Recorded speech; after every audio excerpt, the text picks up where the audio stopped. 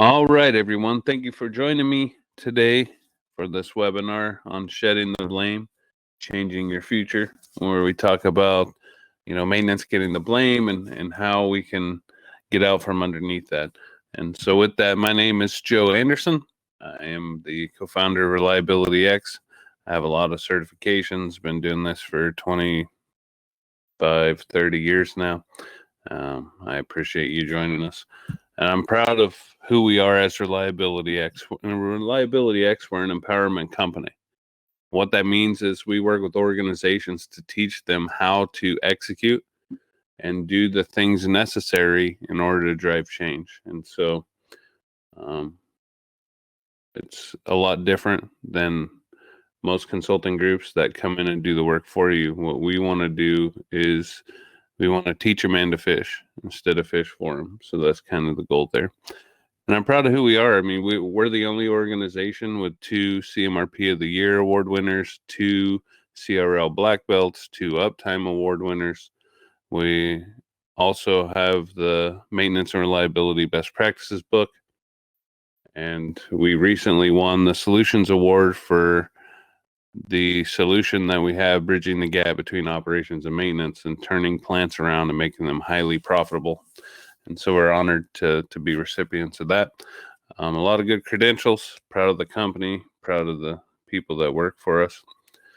And with that, we also provide a lot of training, a lot of on-site or remote or hybrid classes. We have the self-paced online courses and both the Maintenance and Reliability Best Practice self-paced course online and Lubrication Fundamentals.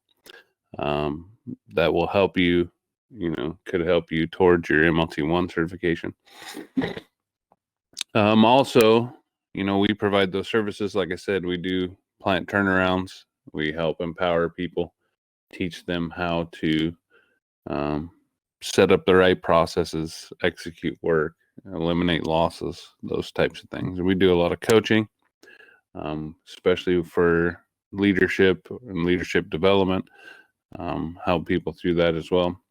And again, we do have the book, Maintenance and Reliability Best Practice. And so with that, let's get started. Now, let me ask you a question. How many of you that are in maintenance can relate to this? All right, in the morning meeting, you walk in at 8 o'clock. They didn't hit their numbers the night before. And first thing they say is, well, maintenance, or, well, the machine broke, so we didn't hit our numbers.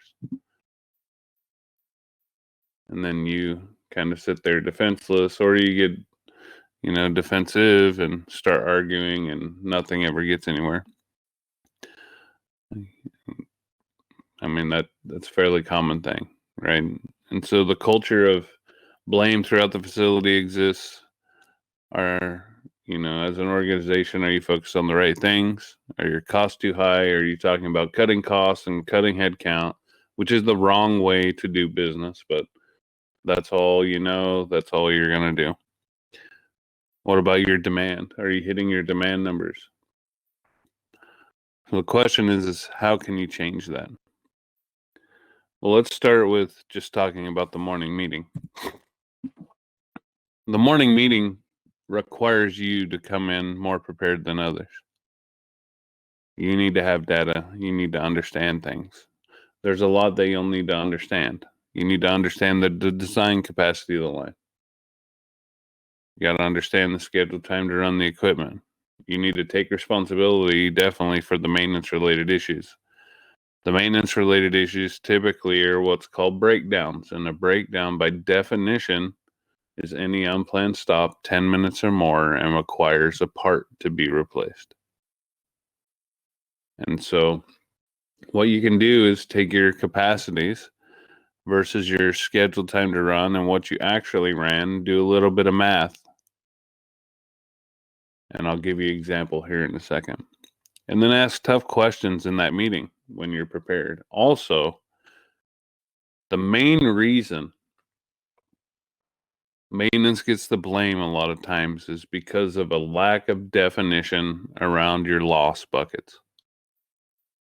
And what do I mean by that? Well, typically, A lot of organizations look at two buckets of downtime. They have unplanned downtime and planned downtime. So unplanned downtime, therefore, a majority of that is owned by maintenance because it's unplanned, because the machines aren't running.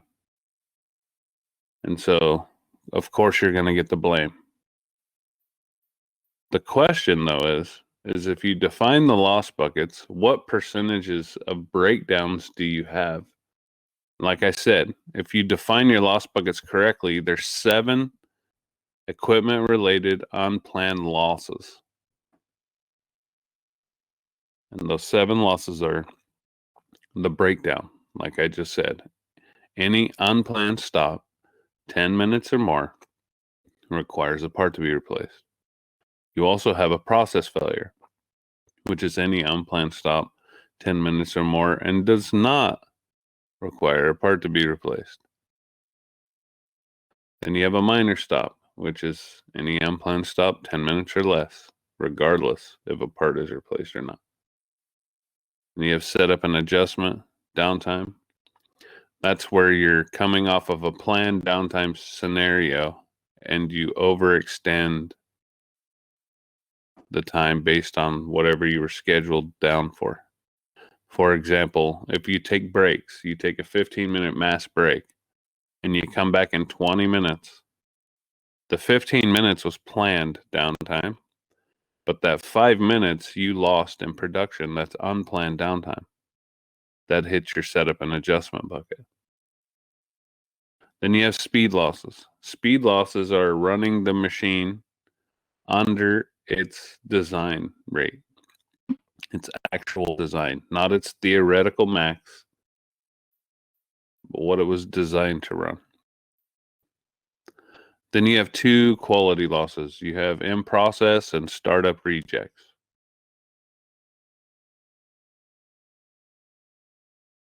Those are your 7 equipment-related unplanned loss buckets. And so if you don't define your losses at least to that granular level, you are always going to get the blame, because unplanned downtime equals maintenance in their eyes. And unplanned downtime, there's 7 equipment-related unplanned downtime losses. So you have to define those buckets. Then, when you go into the morning meeting, let me give you an example. If I walked into the morning meeting and they're blaming me, right?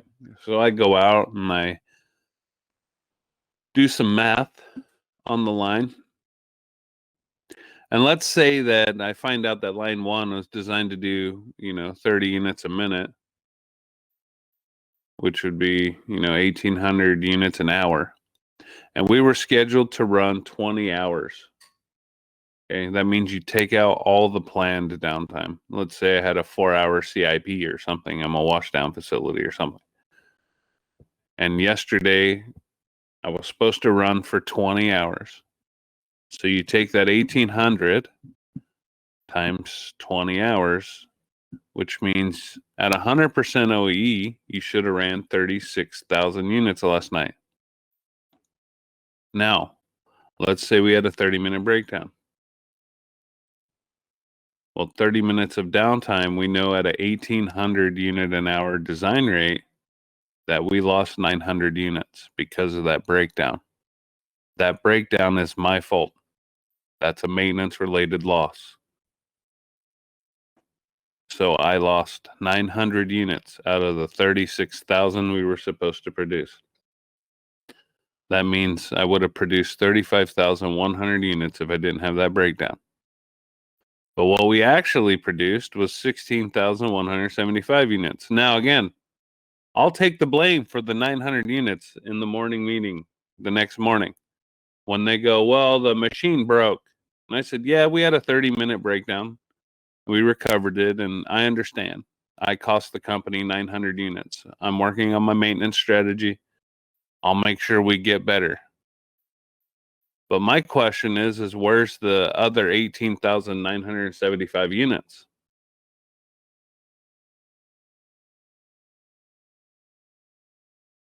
Remember, I had a 30-minute breakdown in a 20-hour period.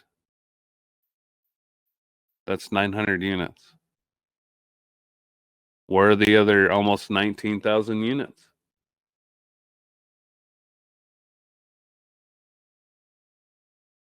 Oh, well, yeah, exactly.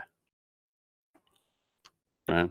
Now, instead of blaming them, you say, how about we work together to try to solve this problem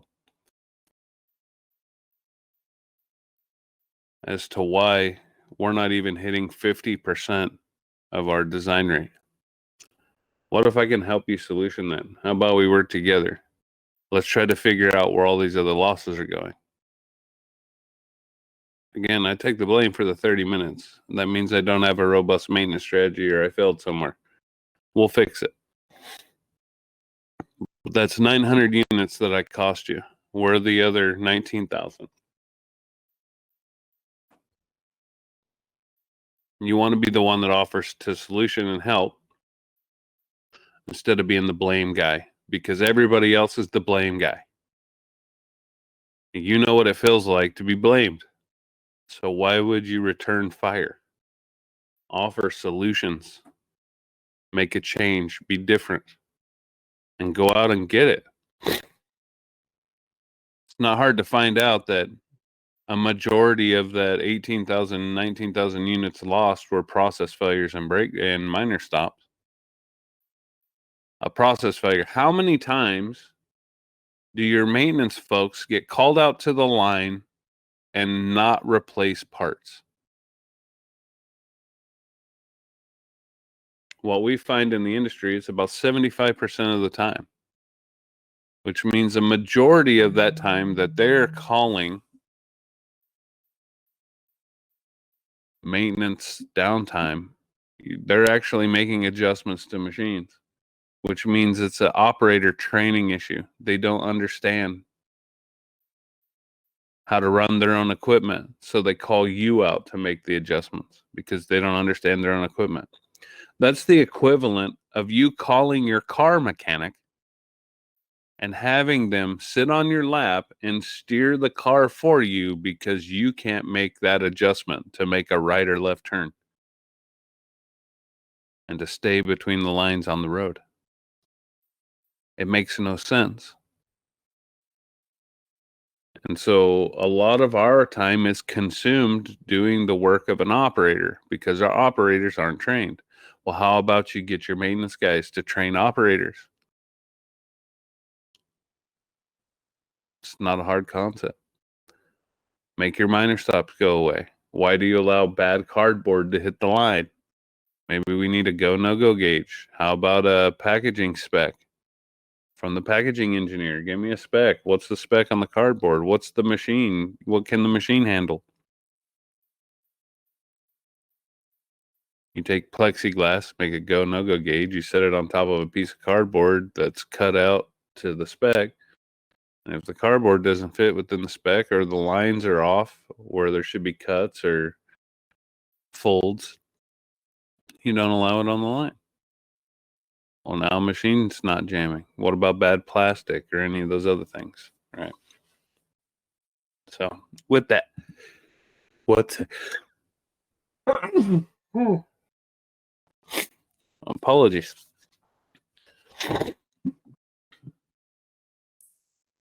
The next thing we can do is address the culture through education, which means as you're preparing and learning what these losses are and the manufacturing process and how all that ties to EBITDA and your organizational objectives. This is why OEE is one of the number one metrics to measure in maintenance if you're in manufacturing, because your OEE has direct correlation to your EBITDA. It's a leading indicator of sorts. It's a little complex, but because it's already happened, therefore it's a lagging indicator, but it's also leading to EBITDA, letting you know that if every week you're at 50% OEE, then your profit's going to be X. But if I can get my OEE to 60 and I see it trending up over time, I know my profit's going to go up. assuming that, corporate doesn't spend more money, but you're doing your part. Educate on the manufacturing process as it relates to the business. Help them understand how their day-to-day ties to the organizational objectives. How all those rejects or jams add up. The 1 minute stops. I'll give you an example of a client. We went out, spent about 2 hours on the floor to solve an issue that they had jamming on a line. It took us about 2 hours to solve it. And that jam specifically was happening almost 600 times a week at a 1 minute interval. That's 10 hours of downtime every week to 1 minute stops, jams. And we solutioned it. Well, guess what happens when you give them 10 hours of production back? Guess what happens to your OEE? It's freaking crazy. But that requires you to actually go out there and try to solve it. A lot of people think they can solve it in a meeting or solve it in a conference room. The problem's on the floor. You've got to go out and solve it on the floor. You want to have a meeting? Have it out on the floor at the point of a problem. If you're having a meeting over a problem, it's a good place to have it. Let's go meet on the floor because we're there to make it go away, not talk about it. We're very good about talking about stuff. And we can tell everybody what all the problems are, but no one seems to be able to solution any of them. You know why? Because sitting in an office doesn't solve problems. You got to be out at the point of the problem. You want to differentiate yourself from everybody else? Go out to the point of the problem and solve it. Take a few maintenance guys, some operators, OpEx guy or a CI guy, whatever, even corporate folks, whatever. Take them out there with you. Have them meet you out on the line. Let's figure this out. You go to the operator of the line, you say, hey, what's the number one thing that's killing you? They say, oh, this thing jams all the time. Great. Let's figure out why. I guarantee you spend a few hours out there. I don't care if you stop the line or not. You're losing 10 hours a week of downtime. 2 hours of making it go away is an investment. So if it screws up your numbers for 2 hours to gain another 10 on the back end, you telling me that's not worth it? So educate them on it. Train to the defined loss buckets and track those loss buckets. Train your operators on how to solve problems and eliminate losses. Find the worst actors in the plant and pilot them. This helps you create an underground network of people that want change, because as you solution these things, they're on board with you. And then when the word gets around that this person's out there changing stuff and it's working and things are getting better, word spreads fast. Then they want you to come to their line and help them do it too. And all of a sudden, you have a pull to go fix stuff. And they'll want to help because they want a piece of the success. They don't want the frustration. Operators don't want to come in and have a crappy day. They just assume it's going to be the same because they haven't been trained properly. They feel like maintenance doesn't do their job, or they're fighting with maintenance all the time. There's always this blame perception and finger pointing instead of going out and solutioning the problems and working with each other because you're one team and making the problems go away. It's not us versus them. Us versus them, you'll always be reactive. You'll always have a stressful life, and it'll be a horrible situation. So something's got to change. And track your wins and share them with everybody. Don't take the credit. Give everybody else the credit. You don't need the credit. Everybody knows who's driving the change. You're not going to get attaboys. I know that's the rough part because we like glory and honor. But you know you did it. And it gives you an opportunity to practice and get better at it, doing plant turnarounds.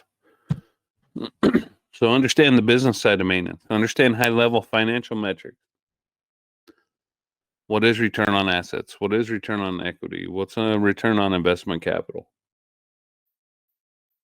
Return on assets is huge. It's how well management's turning a profit on every dollar of asset you own. If you're a maintenance manager, supervisor, lead, that means you, as well as everybody up the chain. Return on equity is how well management's growing the company's value. That would be you again. Know your numbers. What's your maintenance cost per unit? What's the cost of goods sold or your total cost per unit? What's an hour downtime worth? What's your OEE? There's a list of things. Know your numbers. You should be able to spit this stuff out when people ask you. Understand how you contribute to each one of these. Well, if I go out and solve that minor stop, that gives you 10 hours of production back times whatever your design rate is. You'll see that increased throughput. You see that increased throughput, that means you don't run Saturdays anymore, which means you're not running on overtime, which means your cost of goods goes down. And that's 10 hours of not breaking stuff. Because those jams, every time you're jamming, eventually fatigue takes over and it starts breaking parts, which means I'm not spending as much on spare parts because the line's not breaking. It's just running, which means your costs go down and your cost per unit goes down. That's a good sign. That means you're being successful. Understand all the strategies that exist in an organization, especially the organizational strategy, what it is. What's the organizational objectives? How do we align to those? What's the plant level strategy? Probably don't have one. You ask a plant manager, and 9 times out of 10, they don't have a plan. It's all in their head. Yeah, I have a vision. I got goals. Can I see the document, please? They won't have one. The organizational strategy. You'll have a sales forecast, a part of it, but what's the improvement plan? They won't have one either. Do you have one? What's your departmental strategy? What are all the tasks that you're going to do? The strategy piece is the action plan portion of your plan. You should have a departmental plan. Your departmental plan consists of a vision, goals, objectives, and tasks. The strategy is the objectives and task part. That's your action plan to go out and execute to achieve the plan, the vision, and the goals. Strategy is the action plan portion of your plan. You should have a plan, a departmental plan. You should have an equipment maintenance strategy or an equipment maintenance plan that addresses failure modes. And you should know what those failure modes are, and you should know how to address those failure modes. It's part of the business. You should become the service department that your organization deserves. You are a service department. Your main customer is operations. Everybody else is secondary. If you don't make product and you don't sell product, so sales and marketing and operations are the two most vital parts of an organization. It's not that you're not important, but they're a lot more important if you want a paycheck. It's quite simple concept. They have to make product and you have to sell product. Everything else exists.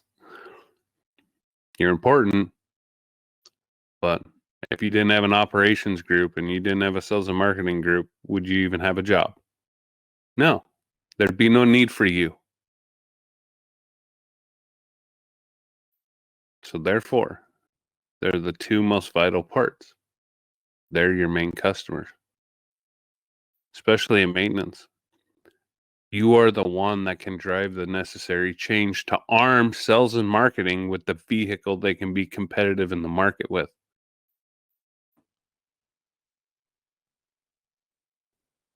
You can do that.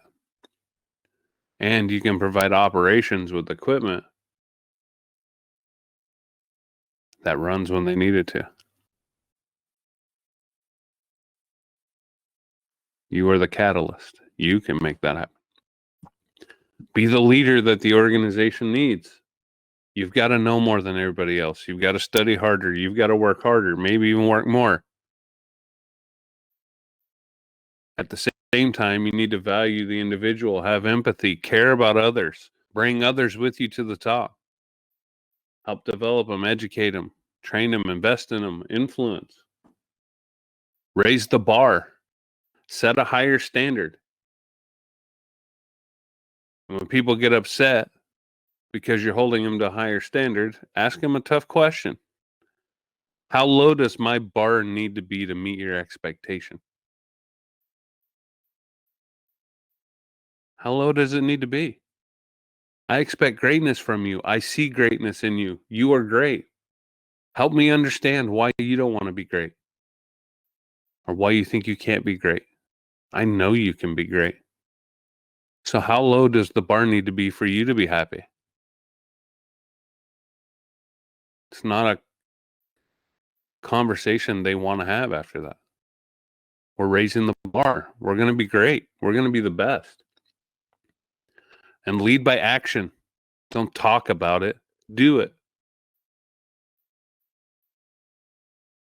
There's so many talkers in this world. Let me tell you. So many talkers. And they can talk the most elegant game and they could talk their way up the ladder playing politics and never accomplish a single thing in their life. They're quick to take the credit. That's for sure. Haven't done it themselves, actually. And then they walk into a new organization because they got this higher level role and they try to tell people how they were successful. I see this time and time again. And someone like me, when you're telling me what you did to be successful and it doesn't make sense, I have to laugh. Oh, we just did a bunch of time-based replacements. And that got rid of a lot of our downtime. You know how expensive that is? That's the stupidest strategy I've ever heard. What you're telling me is you didn't actually do anything and you don't understand it. You talked a good game and you talked your way up the ladder and we were dumb enough to hire you. And be an obstacle remover. Your job is to remove obstacles. And what you'll find is a lot of the obstacles that people think exist don't actually exist. They're perceived obstacles. They'll say, oh, we can't do that. Why can't we do that? Because such and such 38 years ago, they said that you couldn't do that. Really? A good example is with quality. You can't use paint markers on the floor to mark up equipment. Why? Show me the quality standard. Let's have a meeting with quality. Hey, quality, you're telling me I can't use a food grade paint marker to mark up equipment. Well, yeah, you can. Oh, okay, thanks. Awesome. And this whole time, you thought you couldn't do it because no one actually had the conversation or asked the right questions. Yeah, you can't go out there with the lead-based paint and start painting your equipment. I agree. But if it's food grade and you're in a food manufacturing facility, why can't you use it? Take away the excuses, remove the obstacles, empower people to go do stuff. Be the leader the organization needs. In doing so, you'll create a network of change agents, which is awesome. And those that want to change, invite them to your network. Share with them your vision of the future. And go get quick wins with low hanging fruit and show them that you mean business instead of talking about it. Go do it. I know you have 8 hours of meetings a day. I get it. It's a good excuse. What I would do is go to my plant manager and say, hey, a lot of these meetings don't add value. Most of these meetings are an email. I'm going to be out on the floor solving problems. Do you mind if I stick to solving problems out on the floor and not come to these meetings? If you need me, call me. I'll come up. If there's a question and I need to answer a question, I'm more than happy to come up. But I'd really like to make these problems go away. 9 times out of 10, the plant manager is going to be like, yeah, why wouldn't you do it? Of course. He wants to look good too. And your job's to make him look good. So why wouldn't he do it?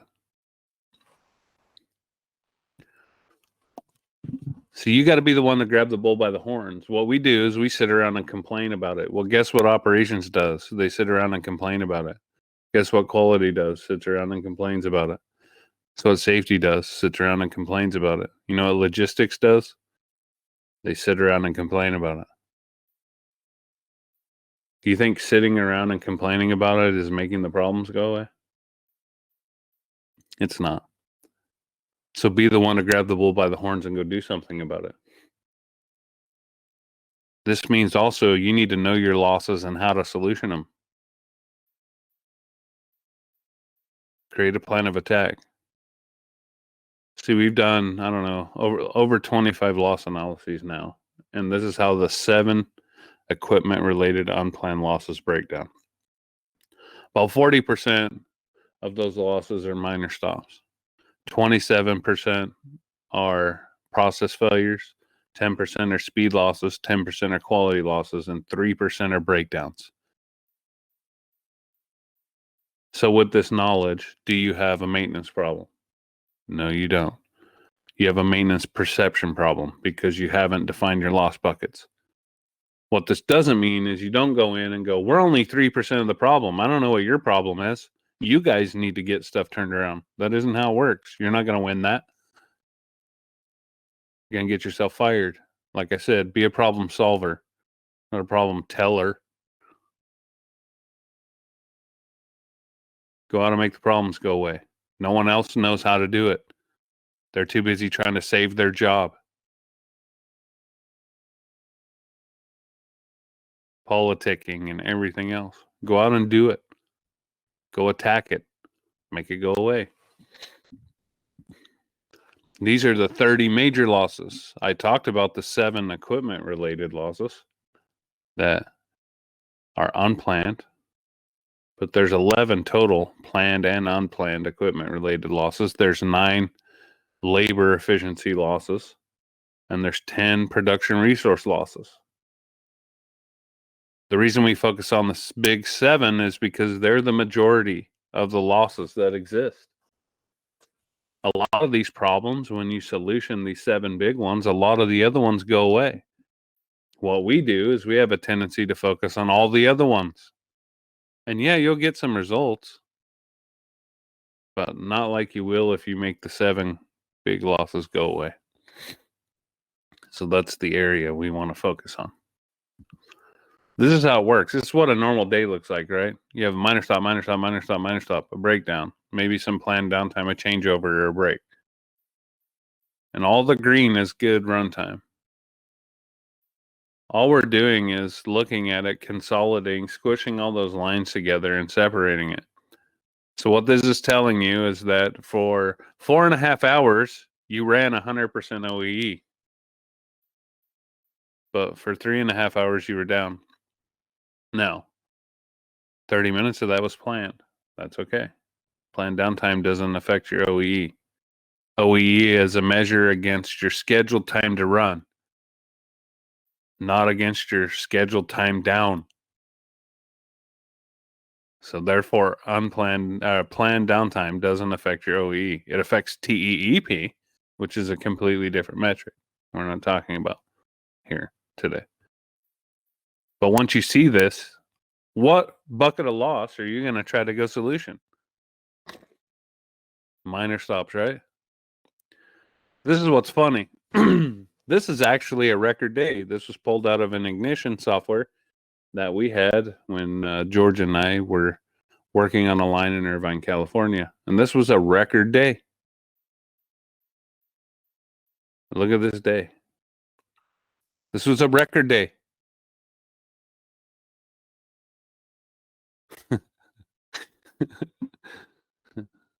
This is real life.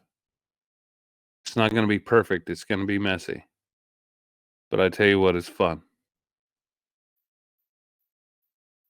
Fun. This was a record day.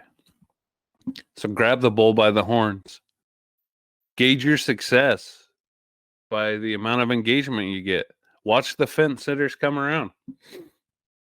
So you have this rule. It's called the 10-80-10 rule. What that means is 10% of the people in your organization want the change already. So once you introduce something new, they're on board. 80% go, yeah, heard it all before, flavor of the month, blah, blah, blah. And they're sitting on the fence. And you have the bottom 10%, which we waste a lot of time on. That bottom 10% show up and get their paycheck. And no matter what you do or the amount of energy you spend to try to change them, they're not going to change. Work isn't their priority. Something outside of work is. So they're showing up to get their paycheck and go home. Quit wasting your energy on the bottom 10%. Focus on the top 10.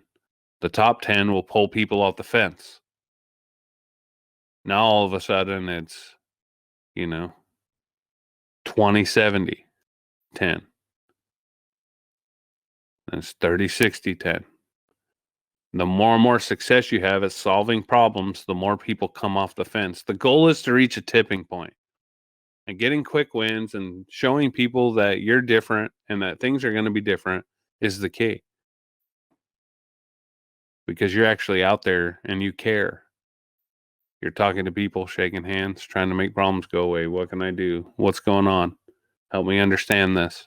All right, well, let's try this. Okay, that didn't work. Awesome. That's my fault. If anything happens, I'll take the blame for it. Don't worry about making mistakes. Let's play around with this thing and make it go away. We already suck at running anyway. What's a few hours of tinkering going to do? You get to that tipping point and you've won because now you can't stop the boulder rolling downhill.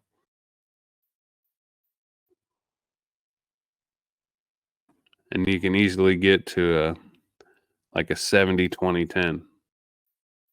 And you've won at that point. It's taken on a life of its own. That's culture change. We act like it's really, really difficult. The difficult part is actually getting out of our box and not treating people like objects and actually showing them that we care.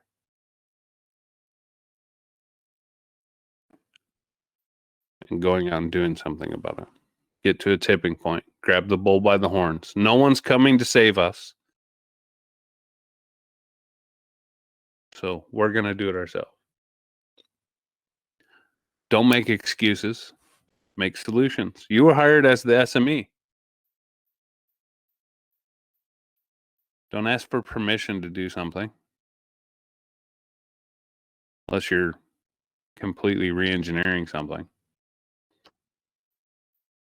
But go out and do it. Ask for forgiveness later. Yeah, I screwed up a couple hours. My bad. But I made this problem go away and it's causing us 10 hours of downtime a week. You'll see it.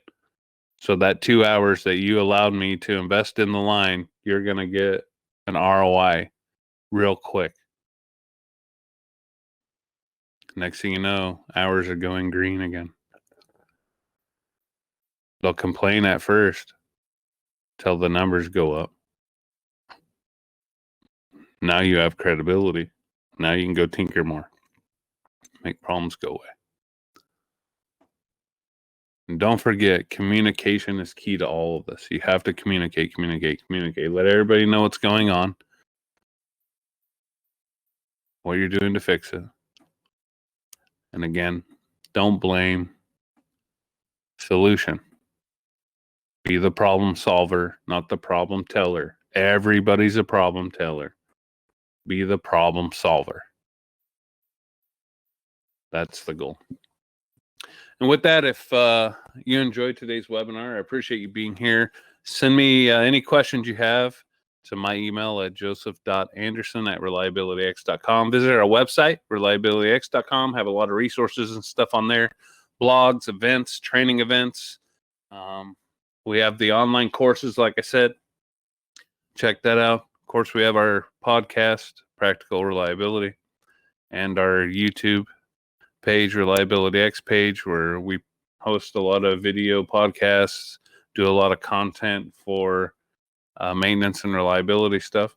And if you would, please take the time to fill out the webinar evaluation form. If you scan this QR code, the webinar code is 2024_13. If you would, please give me feedback. Let me know how this webinar was, if it added value, if I sucked. If there's anything you'd like to hear from us, any subjects you'd like us to talk about, let us know. Feed the beast. We'll do the webinars. We'll talk about stuff. So let us know if you would. Again, I appreciate you being here today. Thank you for your time. I appreciate everything you do. And the goal is to make tomorrow better than today. So with that, I'm Joe Anderson again. Thank you for attending. Have a good day.